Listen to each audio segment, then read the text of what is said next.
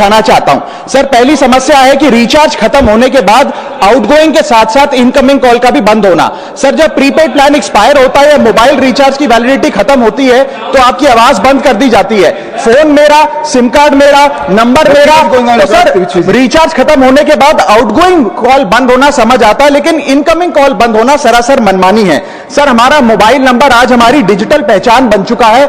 Essential communication जैसे कि UPI payment, banking OTP, train ticket OTP, PAN Aadhaar authentication, interview का call, hospital का call, मां बाप का गांव से कॉल, तमाम चीजें इनकमिंग कॉल और इनकमिंग एसएमएस से आती है और वो इसलिए बंद कर दिया जाता है कि इंसान एक रिचार्ज कराना भूल गया।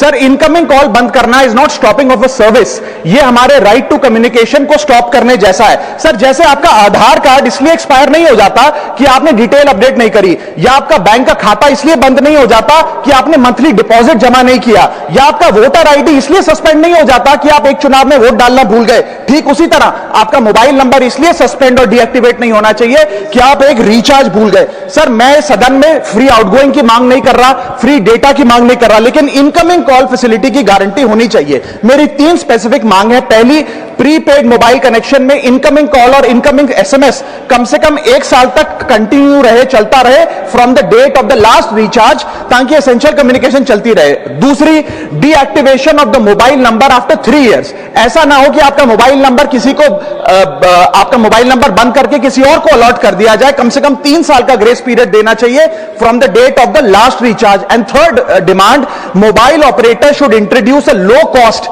Incoming only plan. वो लोग जो सिर्फ इनकमिंग के लिए फोन रखते हैं उनके लिए, जैसे कि 10 रुपए में 180 दिन की इनकमिंग कॉल की फैसिलिटी, इस प्रकार की स्कीम्स मोबाइल ऑपरेटर को लानी चाहिए। दूसरी समस्या जो प्रीपेड कस्टमर्स फेस करते हैं वो है टेलीकॉम ऑपरेटर का 28 दिन का मंथली रिचार्ज। साल में सर महीने 12 होते हैं, लेकिन 28 दिन की रिचार्ज के माध्यम से 13 टाइम्स रिचार्ज कराना पड़ता है। कैसे सर? 28 दिन into 13 times is equal to 364 days। ये एक बड़ी क्लेवर स्ट्रैटेजी है जिसके चलते आपको फीलिंग 30 दिन की देते हैं, लेकिन आपसे डीलिंग 28 दिन की करते हैं। सर, दुनिया में हर जगह बिलिंग साइकिल कैलेंडर मंथ के हिसाब से होती है, 30 या 31 दिन। आपको मंथली सैलरी, लैंडलॉर्ड का रेंट, बैंक की ईएमआई, बिजली पानी गैस का बिल, तमाम चीजें 30 या 31 दिन के महीने के हिसाब से होती हैं। लेकिन ये मोबाइल ऑपरेटर, टेलीकॉम ऑपरेटर 28 दिन के महीने के हिसाब से आपको रिचार्ज प्लान बेचते हैं, ताकि साल में एक अतिरिक्त रिचार्ज आपको मिल जाए।